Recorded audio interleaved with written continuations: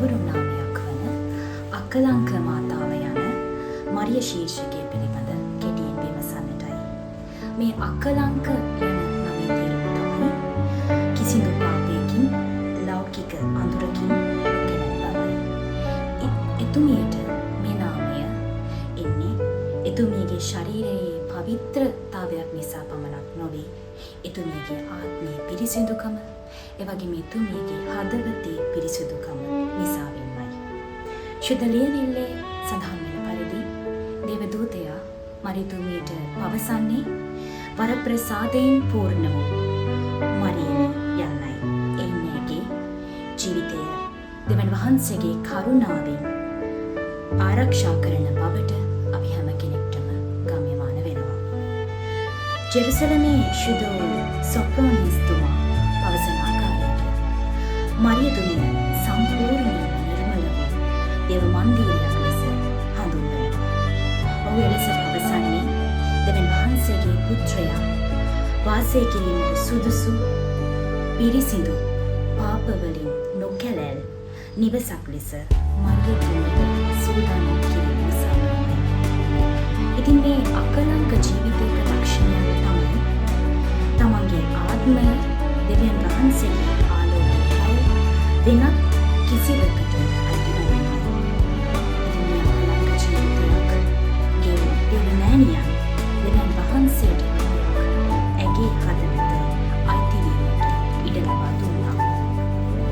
ඉතින් මෙම අකලංක නාමය තුළින් අද අපට කියලා දෙන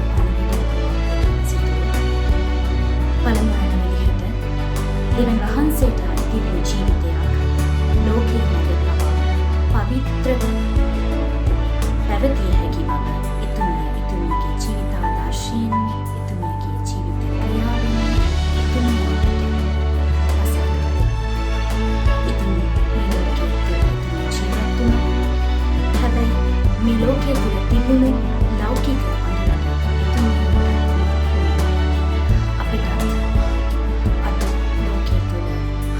විවිධ ප්‍රශ්න ගැටලු අභියෝග හමුවේ එතුමිය මෙන් නොසැලී ලෞකික අඳුරට යටත් නොවී ජීවත් වෙන්නට එතුමිය අපිට ආරාධනා කරනවා.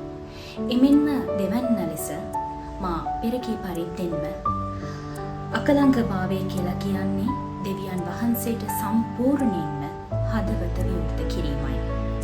දේවමෑණියන් ඇගේ හදවත සම්පූර්ණයෙන්ම දෙවියන් වහන්සේට ඇගේ හදවත තුළ පාපය, බලය, පරිගැනීම, අහංකාරය, මමත්වය මේ කිසිම අහිතකර සිතක් එතුමියට ඉතින් දුර්වල මනුෂ්‍ය ස්වභාවය තුළ ඉන්න අපි අපේ හදවත තුළ තිබෙන මේ වෛරය, ක්‍රෝධය, පරිගැනීම, මමත්වය, අහංකාරය වැනි දේ ඉවතලා දෙවියන් වහන්සේ තුළ විවෘතව හදවතකින් යුතුව කටයුතු කරන්නට අපිත් උත්සාහ දරනවා.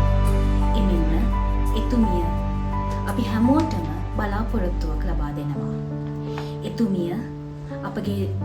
එතුමිය පවසන ආකාරයට අපිට මොන තරම් දුර්වලතා තිබුණත් දෙවියන් වහන්සේගේ කරුණාව ලැබීමට එකපාරක් අපේ හදවත විවෘත කිරීමෙන් නැවත අපට අලුත් ජීවිතයක් අයිති වන බව එතුමිය අපිට මතක් කර දෙනවා. එමෙන්ම මේ අකලංක මාතාව අප සෑම විටම ජේසුස් වහන්සේ වෙතට ගෙනියනවා. ඒ මොකද කිව්වොත් සැබෑ පවිත්‍රකම, ශුද්ධවන්තකම ක්‍රිස්තුස් වහන්සේ තුළින්ම සම්පූර්ණ වෙන නිසා.